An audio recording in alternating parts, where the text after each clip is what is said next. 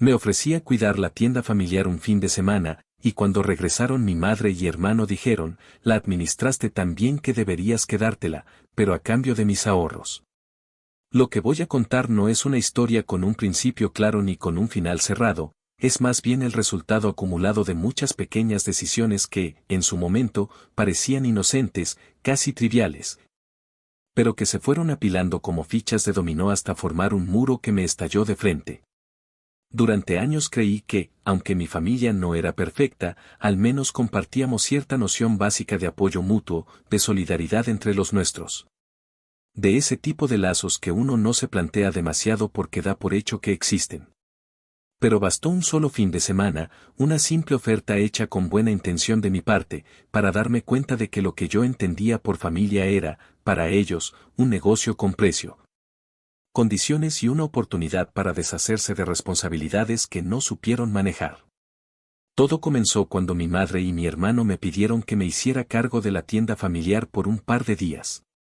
En ese momento, no vi nada fuera de lo normal en su solicitud, lo plantearon como algo casual, como un simple favor para que ellos pudieran irse a un pequeño viaje por cuestiones urgentes. Mi hermano, el mayor, tiene 34 años y lleva más de una década trabajando de forma intermitente en ese lugar, mientras que mi madre, una mujer terca y manipuladora como pocas veces he visto, se ha encargado de la administración desde que tengo memoria.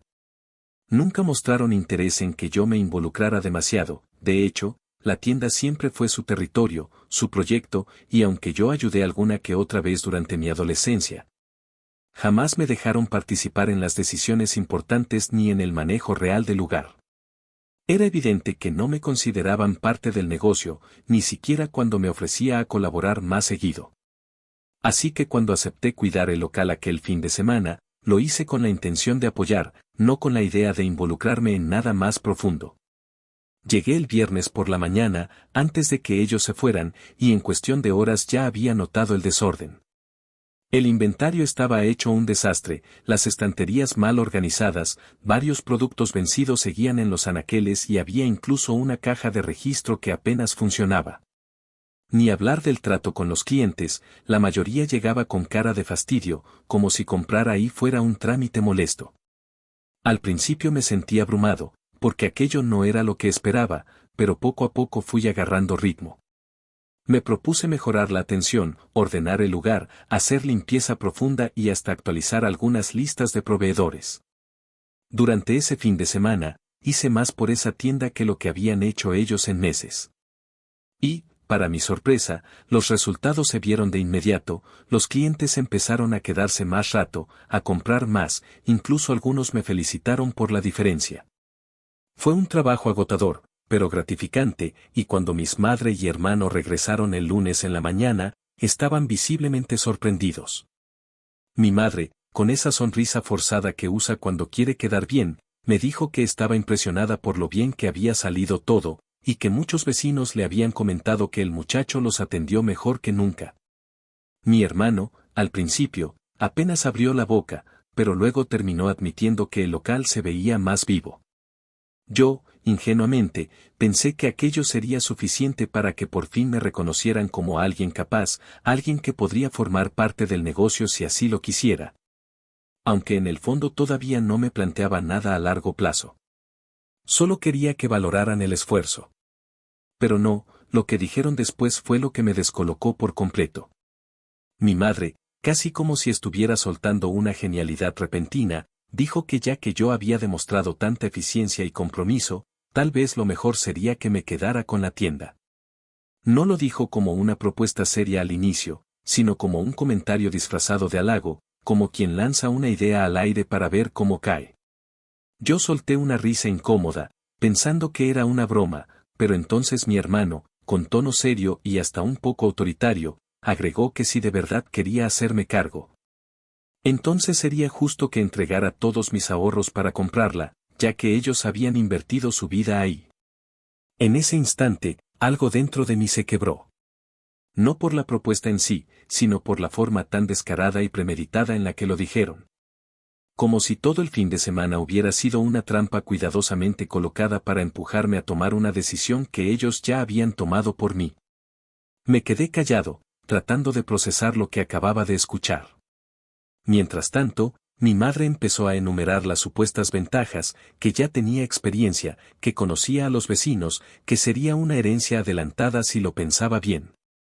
Pero cada palabra que salía de su boca no hacía más que confirmar lo evidente: estaban desesperados, necesitaban dinero, y veían en mí una solución conveniente para salir del hueco en el que ellos mismos se habían metido.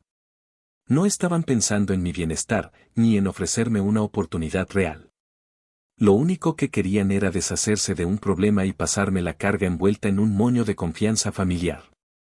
Cuando intenté expresar mi molestia, mi hermano reaccionó a la defensiva y dijo que no entendía por qué me ponía así, que estaba exagerando y que si no quería, simplemente lo dijera. Pero que entonces dejara de actuar como si tuviera derecho a opinar sobre lo que se hacía en la tienda. Esa frase me caló. Me hizo sentir que, pese a todo lo que hice ese fin de semana, seguía siendo un intruso. Me largué de ahí sin decir más, con un nudo en la garganta y una rabia sorda que no me ha dejado en paz desde entonces. Porque aunque al principio solo sentía enojo, con los días fui dándome cuenta de que quizá, después de todo, esa tienda podría ser mía, pero no por lástima, no como regalo envenenado ni como favor condicionado. Si decidía quedarme con ella, sería en mis términos, no en los de ellos. Y ahí empezó todo. Esta no es una historia de reconciliación ni de unidad familiar. Esto va de cómo descubrí que, en mi familia, la palabra negocio pesa más que el cariño, y de cómo decidí que si iban a tratarme como un extraño, entonces me convertiría en uno, pero con la tienda a mi nombre. Actualización 1. Había pasado una semana desde aquel lunes de mierda en que mi madre y mi hermano me soltaron esa joyita de idea, disfrazada de oportunidad. Pero que no era otra cosa que un intento de empujarme a hundirme con ellos en el mismo fango en el que llevaban años metidos. Me fui de la tienda sin mirar atrás, sin decir nada más, porque no confiaba en mi capacidad de no explotar en ese momento, y también porque necesitaba espacio, tiempo y distancia para entender qué carajo acababa de pasar. Durante esos días, me dediqué a rumiar el asunto, a repasar en mi cabeza cada palabra, cada gesto, cada expresión de sorpresa fingida y cada excusa disfrazada de buena voluntad que me arrojaron como carnada. Tenía el estómago revuelto, una rabia que no terminaba de apagarse, y un maldito zumbido en la cabeza que no me dejaba dormir. No era solo el sentimiento de traición, sino la indignación de haber sido tratado como un imbécil funcional, alguien a quien podían usar mientras les convenía, para luego soltarle la responsabilidad con una sonrisa hipócrita en la cara. Me costó trabajo decidir si debía confrontarlos de nuevo o simplemente cortar por lo sano. Pero había algo que no me dejaba dar por terminado el asunto: la tienda. A pesar de todo el veneno que arrastraba, había algo en ese local maltratado que me hacía ruido, algo que me decía que no era del todo una causa perdida. Y no me refiero al valor sentimental ni a la idea romántica de salvar el legado familiar. Me importaba un carajo eso. Era más bien la sospecha de que ahí había una oportunidad real, enterrada bajo años de negligencia, desinterés y administración mediocre. Tenía la intuición de que, si me tomaba el tiempo de analizar las cosas con cabeza fría, quizá podría tomar el control, pero esta vez de verdad, sin deberle nada a nadie. Sin depender de las decisiones erráticas de mi madre ni del infantilismo de mi hermano. Con esa idea en mente, decidí hacer algo que jamás había hecho antes: pedí acceso a las cuentas de la tienda. Llamé a mi madre y le dije que si querían que me planteara siquiera la posibilidad de involucrarme, necesitaba revisar los números. Su reacción fue tan predecible que casi me dio risa. Fingió sorpresa y dijo que claro, que por supuesto, que eso era lo más sensato, que estaba orgullosa de que pensara con madurez. Pero en el fondo, noté el nerviosismo. Esa pausa incómoda, ese tono fingido de entusiasmo que no lograba ocultar que algo no le gustaba. Aún así, accedió. Me citó en la casa el día siguiente por la tarde, y me dijo que llevaría los cuadernos donde anotaban las ventas, los pagos a proveedores, y lo que quedaba en caja chica. Yo, que esperaba encontrarme con algún tipo de sistema rudimentario, pero al menos ordenado, me topé con un desastre. Ni siquiera tenían registros digitales, todo estaba escrito a mano, en hojas sueltas, algunas manchadas con grasa, otras a medio romper, muchas sin fechas ni lógica aparente. Pasé horas intentando armar el rompecabezas. Me llevé los papeles a casa y empecé a hacer un desglose por días, por semanas, por tipo de gasto. Lo que encontré no me sorprendió, pero igual me encabronó. La tienda estaba al borde de la asfixia financiera. La deuda acumulada con proveedores pasaba los 7 millones de pesos, la mayoría de ellos esperando pago desde hacía meses. Había cheques devueltos, cuentas personales mezcladas con las del negocio y una cantidad absurda de retiros en efectivo que nadie supo explicarme. Cuando le pregunté a mi madre por esos retiros, me dijo que a veces necesitaban dinero para emergencias, que era normal sacar plata de la caja. Emergencias, mis huevos. Había movimientos que coincidían con fechas de cumpleaños, viajes y hasta compras innecesarias, como electrodomésticos nuevos. La tienda no era solo una fuente de ingresos mal gestionada, era su alcancía personal, su pozo sin fondo para cubrir caprichos. Y ahora querían que yo metiera mis ahorros ahí, como si fuera una especie de inversión noble, cuando en realidad lo que pretendían era transferirme el cadáver para que me encargara de enterrarlo. En medio de esa revisión detallada, descubrí otra cosa que me inquietó más de lo que debería. En mi fin de semana como encargado, las ventas se habían disparado. Lo confirmé al revisar los registros que yo mismo anoté con más orden. En 2 días, la tienda generó más ingresos que en toda la semana anterior. Y no hice nada extraordinario. Solo habría tiempo, mantuve las estanterías limpias, fui amable con los clientes, organicé promociones básicas y cobré sin errores. Eso me hizo darme cuenta de que el problema no era la tienda en sí, sino la forma en que la habían manejado. Y eso fue lo que más me encendió por dentro, saber que podría funcionar, que había potencial, pero que lo habían desperdiciado durante años por pereza, por ineptitud y por esa mentalidad de mediocridad cómoda que tanto caracteriza a mi familia. Después de ver todos los números, tuve claro que aceptar la tienda en los términos que ellos planteaban era una locura.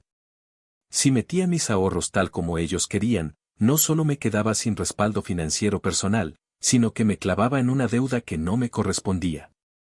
Les escribí un mensaje claro, directo y sin adornos, diciéndoles que no iba a tomar ninguna decisión hasta que se aclararan todas las cuentas y se pusieran por escrito las condiciones reales de cualquier posible traspaso.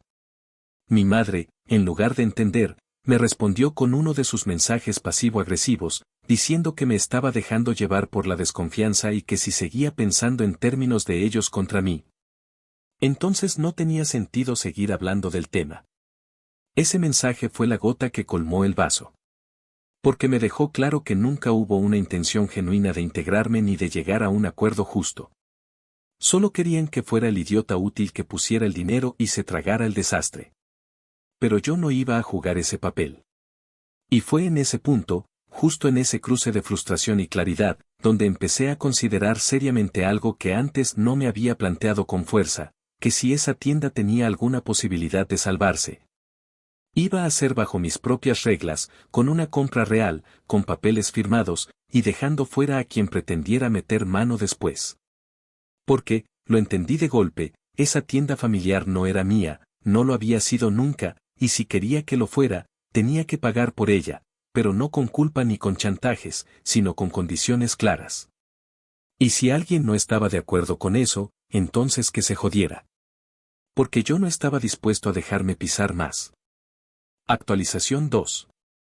Habían pasado ya varios días desde que les dejé claro que no iba a soltar ni un peso sin tener antes las condiciones bien establecidas, por escrito, y con la garantía de que me entregaban todo el control del negocio. Me mantuve firme en mi postura, pero lo cierto es que el tema seguía dándome vueltas en la cabeza, como una espina que no terminaba de sacarse del todo. La tienda, con todo y sus problemas, no dejaba de parecerme una oportunidad latente. No era solo una cuestión de dinero, sino de orgullo. Me empezaba a doler más la forma en la que intentaron usarme que el hecho mismo de haber sido considerado una opción para salvarlos. Porque eso fue lo que hicieron, me ofrecieron la tienda como si fuera un regalo, pero con una trampa detrás. Y cuanto más pensaba en eso, más claro lo veía, si quería tomar el control, tenía que ser bajo mis condiciones y no las de ellos. Pero para eso, necesitaba ir más a fondo, entender no solo las deudas y el caos administrativo, sino el verdadero alcance del problema. Así que tomé la decisión de revisar con más calma los movimientos semanales de la tienda durante los últimos 6 meses. Con una paciencia que no sabía que tenía, pasé las noches escaneando recibos arrugados, traduciendo garabatos ilegibles en cifras concretas y comparando ventas registradas con productos faltantes. Lo que encontré me dejó con una mezcla de rabia y decepción. Durante meses, la tienda había estado operando en un estado de semiabandono disfrazado de rutina. Los ingresos eran inestables, los pagos a proveedores se hacían tarde o simplemente se reprogramaban indefinidamente, y lo más preocupante, había fugas de efectivo por todas partes. Había registros de productos que se pedían en cantidades grandes y luego desaparecían sin justificación, como si alguien estuviera llevándose cosas a escondidas o vendiendo sin registrar las ventas. Las matemáticas no cuadraban, y eso me obligó a aceptar lo evidente: mi madre y mi hermano no eran solo desorganizados, eran negligentes, y probablemente sabían más de lo que estaban dispuestos a admitir. Fue entonces cuando, por primera vez, me tomé en serio la idea de quedarme con la tienda. No como una forma de ayudar, no como un gesto hacia ellos, sino como un proyecto propio, arrancado a la fuerza de un desastre ajeno. Sabía que había mucho que reconstruir, que no bastaba con limpiar estanterías y sonreír a los clientes.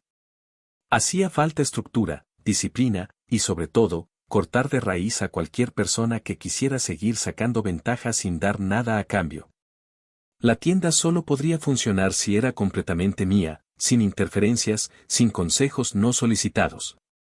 Sin que me llamaran cada semana para decirme qué debía hacer o cuánto les tocaba por haberla mantenido con vida tantos años. Y, por supuesto, nada de eso iba a suceder mientras no se firmara un documento claro de compraventa. Así que empecé a trabajar en una propuesta formal, establecí un precio basado en la deuda acumulada, el inventario actual y el valor estimado del local en su estado actual. No iba a pagar ni un centavo más. Cuando me senté con mi madre para explicarle lo que había armado, reaccionó como si le hubiera mostrado un contrato para venderle su alma al diablo. Intentó suavizar las cosas con ese tono fingido de madre preocupada, diciendo que no entendía por qué quería todo tan formal, que eso no era necesario entre familia, que lo que se hacía de corazón no necesitaba papeles. Pero yo ya no caía en esa mierda emocional. Le respondí, con toda la calma que pude reunir, que si quería que tomara la tienda, iba a ser de manera legal, y que si ella no estaba dispuesta a firmar nada, entonces que se olvidara del tema. Que yo seguiría con mis planes por fuera. Fue ahí cuando por fin me confesó lo que sospechaba, que el negocio no era tan suyo como me había hecho creer, y que, aunque ella estaba de acuerdo en venderme la tienda por la suma de la deuda, había algo que complicaba todo. Y ese algo era mi hermano. Al parecer, en algún momento, mi hermano había empezado a creerse con derecho sobre el local. No porque apareciera su nombre en los papeles, sino porque llevaba años trabajando allí y, según él, eso le daba un tipo de propiedad moral. Cuando mi madre le comentó la idea de que yo formalizara la compra, él se opuso de inmediato. No solo no quería que yo la adquiriera de manera legal, sino que, según lo que me contó mi madre, llegó a decir que si alguien iba a quedarse con la tienda, tenía que ser él, o que al menos le dieran una parte del dinero. Ahí fue cuando todo terminó de hacer clic en mi cabeza. El cabrón estaba viendo esto como una pelea por una herencia anticipada, como si estuviéramos disputándonos un botín que les pertenece por derecho divino. Y lo peor de todo es que todavía tenía el descaro de llamarme para preguntarme si ya había reflexionado y si seguía en pie la idea de quedarte con la tienda. Le respondí, sin rodeos, que sí, que seguía en pie, pero solo si él se hacía a un lado. Se hizo el ofendido y soltó la típica frase pasivo-agresiva de que al parecer todo es negocio para ti. Esa conversación terminó de confirmarme lo que ya sabía: si quería ese lugar, tendría que pelear por él. No contra extraños, sino contra mi propia sangre. Y no porque me importara quedarme con un terreno o un espacio físico, sino porque no iba a permitir que me usaran como salvavidas y luego quisieran seguir cobrando dividendos de algo que no supieron manejar. Lo que más me dolía no era el conflicto, sino darme cuenta de que mi hermano nunca había querido que yo tuviera éxito. Para él, yo era el menor, el que no tenía derecho a opinar, el que solo servía para resolver problemas cuando ellos no querían enfrentarlos. Y ahí, justo ahí, me di cuenta de que todo esto era personal. Ya no era solo una tienda, ni una oportunidad de negocio. Era una declaración de principios. Si iba a quedarme con ese lugar, lo haría en mis propios términos, y si tenía que pasar por encima de mi hermano, que así fuera. Porque si ellos estaban dispuestos a verme como una billetera con patas, entonces yo iba a convertirme en el tipo de persona que no se deja usar, que cobra caro cada traición y que no perdona fácilmente. Actualización 3. Pasaron unos cuantos días más en los que me dediqué a observar con detenimiento cómo se movían las cosas alrededor de la tienda, aunque ya sin intervenir directamente. No volví a poner un pie dentro del local desde que hice el desglose de las cuentas y me senté con mi madre. Pero no por eso dejé de estar presente de alguna forma. Me detenía a veces desde la acera de enfrente, observando con disimulo el flujo de clientes, los horarios de apertura y cierre, y hasta los gestos de fastidio con los que algunas personas salían de ahí.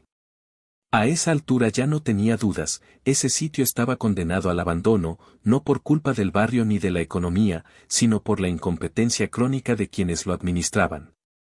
Mi madre, atrapada en su terquedad, y mi hermano, ahogado en su orgullo y su inercia, habían dejado que la tienda se convirtiera en una especie de muerto viviente, con las persianas medio abiertas. El polvo acumulado en las esquinas, y una rutina tan floja que uno podía cronometrar la hora exacta en la que el local se quedaba solo, como si el propio espacio supiera que ya no valía la pena resistirse al deterioro.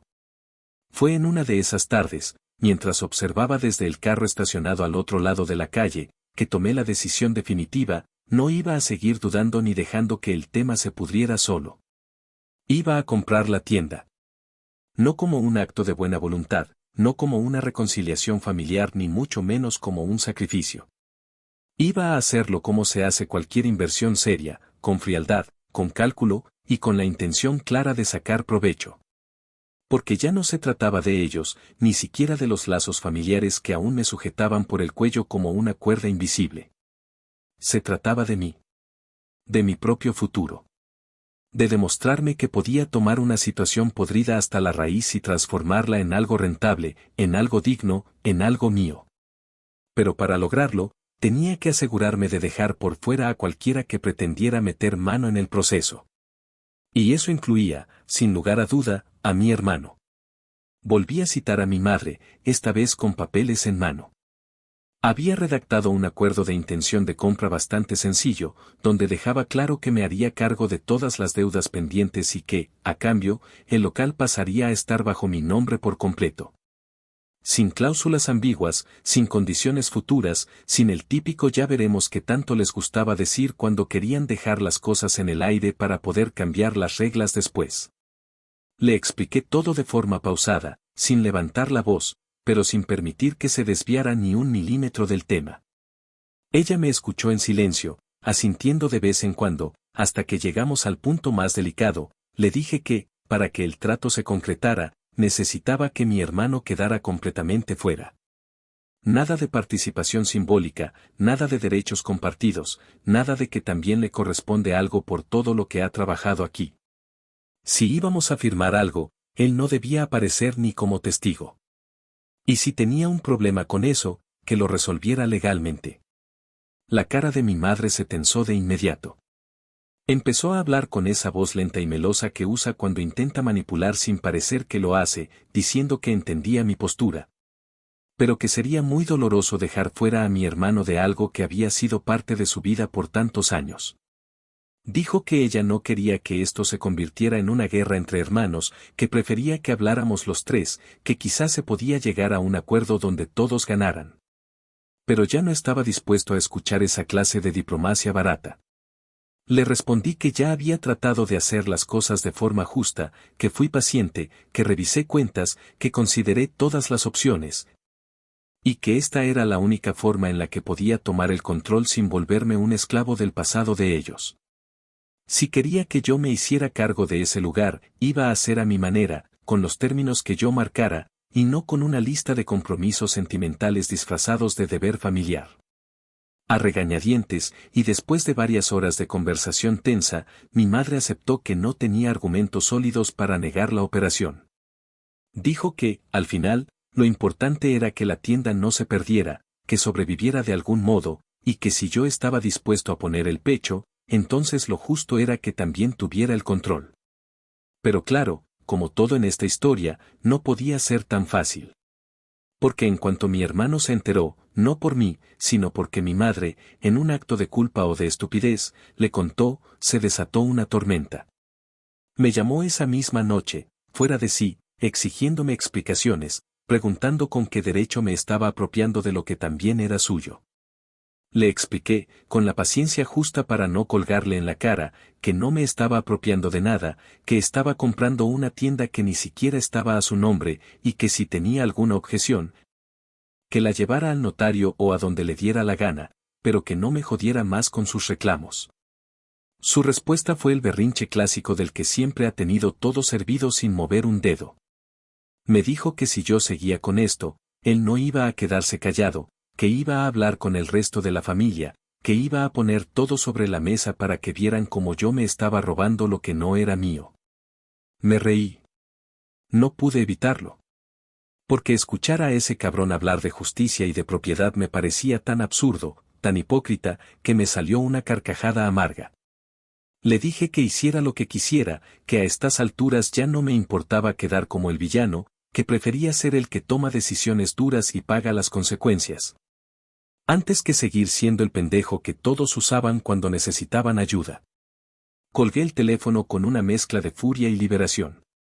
Porque entendí, al fin, que esa pelea ya no era por la tienda, ni siquiera por el dinero. Era por romper el patrón.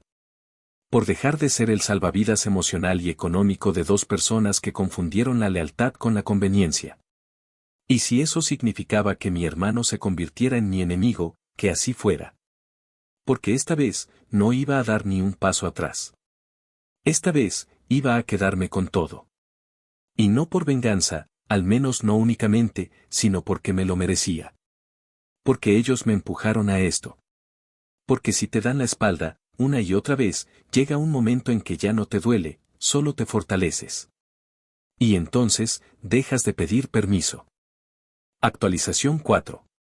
Apenas transcurrieron unos pocos días desde aquella conversación final con mi hermano, pero el ambiente familiar ya estaba completamente enrarecido.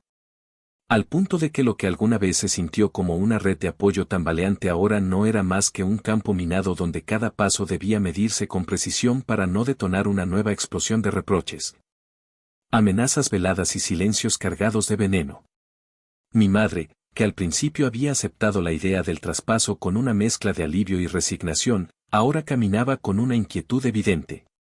Me respondía los mensajes tarde, evitaba hablar del tema directamente y, cuando lo hacía, recurría a frases ambiguas como ya veremos cómo se dan las cosas o mejor esperamos un poco, que las cosas están muy tensas.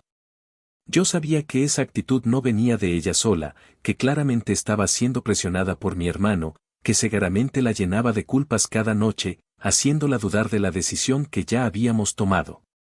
Porque si algo sabe hacer ese cabrón es manipular los sentimientos ajenos con una maestría digna de un psicólogo frustrado. Fue en ese contexto en que decidí que no podía seguir dejando cabos sueltos. Si quería cerrar ese capítulo y tomar el control absoluto de la tienda, tenía que hacerlo legalmente y de inmediato. No podía permitirme confiar en la palabra de nadie, mucho menos cuando esa palabra ya se había torcido tantas veces.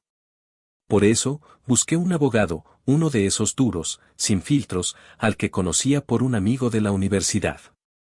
Le conté todo desde el principio, sin adornos, sin esconder nada, desde cómo me ofrecieron la tienda como un gesto disfrazado de confianza hasta cómo, al ver que las cosas no se acomodaban como esperaban, comenzaron a cambiar las reglas del juego para mantener el control, incluso después de cederlo en apariencia. El abogado escuchó en silencio, tomó nota de los nombres, las fechas, los montos de las deudas y, finalmente, me soltó una frase que todavía resuena en mi cabeza con una mezcla de alivio y cinismo. Esto no es una disputa familiar, es una compraventa entre partes, una que estás dispuesto a asumir. Si la propiedad está a nombre de tu madre y tu hermano no figura legalmente en ningún documento, entonces no tiene ni voz ni voto. Punto. Esa afirmación fue como una puñalada certera al centro de la incertidumbre que venía cargando. Me sentí tonto, incluso ingenuo, por no haberlo corroborado antes. Le pedí al abogado que me ayudara a verificar la titularidad del local y, efectivamente, la escritura de propiedad estaba exclusivamente a nombre de mi madre. Mi hermano, a pesar de haber trabajado ahí durante años, nunca había exigido que su nombre apareciera en ningún documento, nunca había hecho una inversión formal, ni firmado contratos, ni dejado evidencia alguna de propiedad compartida. Toda su supuesta autoridad sobre la tienda era verbal, sostenida únicamente por el tiempo que había pasado allí y por la complicidad emocional que había construido con mi madre. Era un ocupante sin legitimidad, un actor secundario que ahora pretendía reclamar el rol de protagonista por el simple hecho de haberse acostumbrado al escenario. Armado con esa información, regresé a mi madre con los papeles listos. Le expliqué que ya no se trataba de un acuerdo hipotético ni de una promesa entre familiares.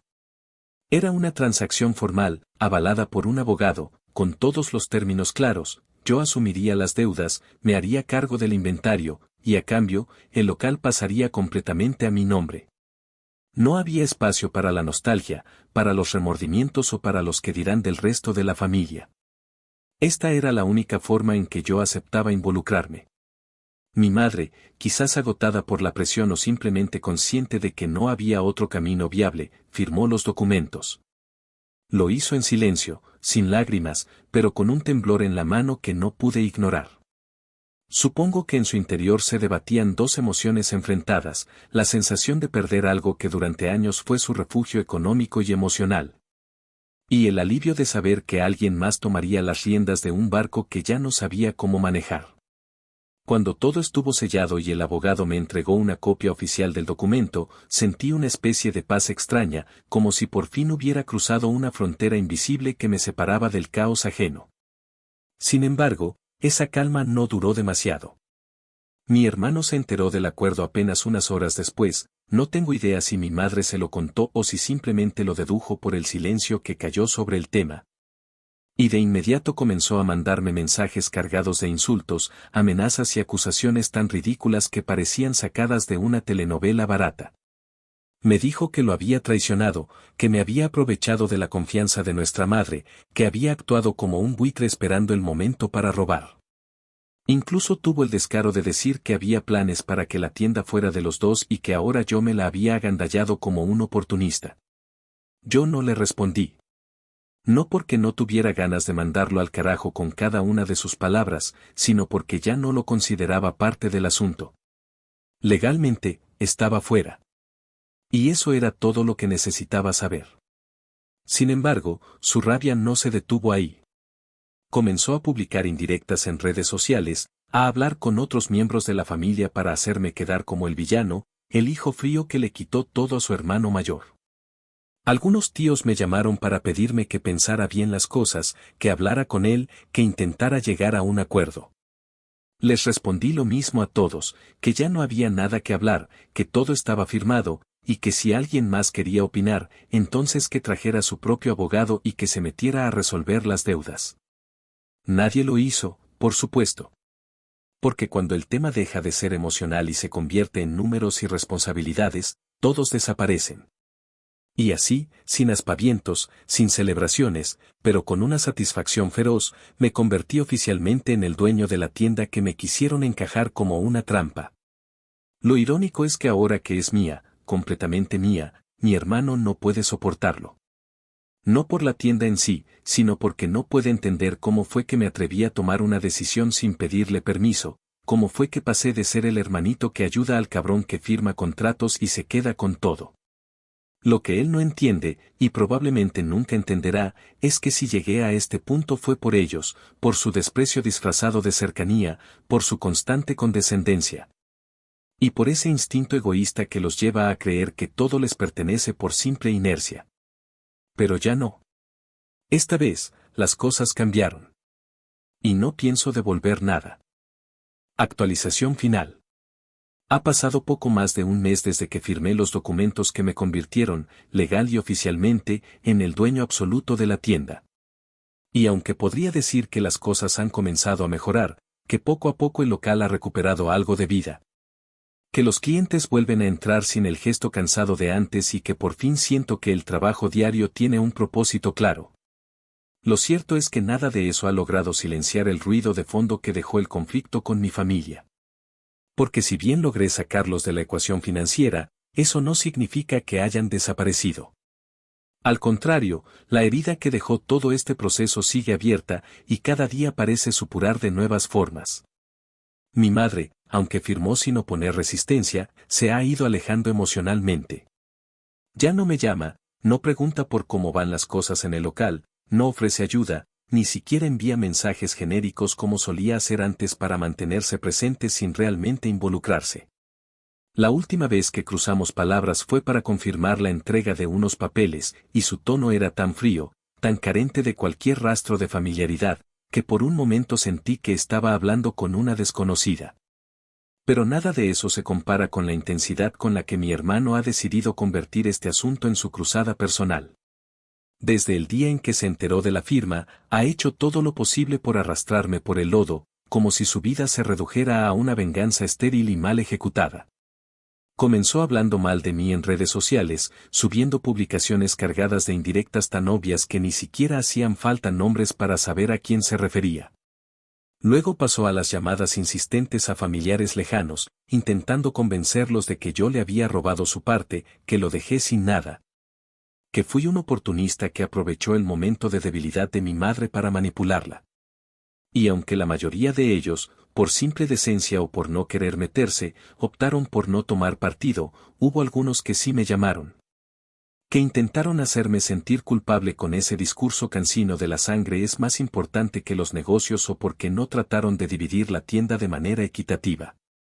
Les respondí con la misma claridad con la que he manejado todo esto desde el principio, que la tienda no se dividía porque nunca fue de él, que lo justo no siempre es lo que suena bonito. Y que si ellos estaban tan preocupados por su bienestar, podían pasarle algo de dinero, darle trabajo o invitarlo a vivir con ellos. Curiosamente, después de eso, todos desaparecieron. Mientras tanto, yo me dediqué por completo al negocio. Pasé días enteros reestructurando la distribución de productos, estableciendo nuevas rutas con proveedores más confiables, implementando un sistema básico de inventario digital que, aunque modesto, me permitía tener control real sobre las ventas y los gastos. Cambié los horarios de atención, invertí en una limpieza profunda del local, pinté las paredes, modernicé el rótulo y comencé a trabajar con un contador que me ayuda a mantener todo en orden. El primer mes no fue espectacular, pero al menos fue estable, y esa estabilidad era algo que hacía mucho no se veía por ahí. Empecé a conocer mejor a los clientes habituales, a escuchar sus quejas, sus sugerencias, sus historias sobre cómo la tienda de antes se había convertido en un lugar incómodo, mal atendido, oscuro. Muchos de ellos me dijeron que sentían la diferencia desde que yo estaba al frente, y aunque no necesitaba su aprobación, esas palabras me confirmaron que el cambio estaba valiendo la pena. Lo más irónico es que ahora que el negocio empieza a levantar cabeza, es cuando mi hermano se pone más agresivo. Hace unos días, vino al local. No entró, se quedó parado en la acera de enfrente, mirándome fijamente con esa expresión de rencor mal digerido. No dijo nada. Solo se quedó ahí, durante unos 10 minutos, mientras yo acomodaba unas cajas cerca de la puerta. No podía evitar sentir su mirada clavada en mi espalda, como una especie de amenaza muda. Y aunque parte de mí quiso salir y enfrentarlo, decirle de frente que ya no tenía ningún poder sobre mí, que todas sus pataletas eran inútiles, decidí no hacerlo. Porque, al final, su rabia es suya. Su derrota también. Y yo ya no pienso cargar con eso. Hubo un momento, justo al inicio de todo este proceso, en el que pensé que lo que estaba haciendo era, en cierto modo, una forma de venganza. Y quizás lo fue. Quizás decir que no, una y otra vez, obligarlos a ceder el control, obligarlos a mirarme no como el hijo menor, no como el niño que ayuda, sino como alguien capaz de tomar decisiones duras y firmes. Fue mi manera de devolverles cada desprecio disfrazado de condescendencia que recibí durante años. Pero ahora que tengo el título de propiedad en una carpeta bien guardada, Ahora que cada producto que entra o sale del local pasa por mis manos, ahora que no debo explicaciones a nadie más que a mí mismo. La venganza ha dejado de importarme. Ya no necesito que reconozcan nada. No espero disculpas. No me interesa su aprobación. Me basta con saber que no pudieron detenerme. Que, al final, me ofrecieron una trampa, pero la convertí en mi plataforma. Que lo que intentaron cargarme como castigo, lo transformé en mi proyecto. Y que mientras ellos se consumen en su resentimiento, yo sigo aquí, construyendo algo que sí es mío. No sé qué pasará más adelante. No sé si la tienda crecerá como espero, si podré expandirme, si este lugar se convertirá en el negocio que soñé. Pero sí sé que cada cliente que entra, cada caja que acomodo, cada decisión que tomo sin pedir permiso, es una forma de recordarme que valió la pena. Que no me dejé joder. Que por una vez en mi vida, fui yo quien puso las condiciones. Y que no pienso devolver nada. Nunca.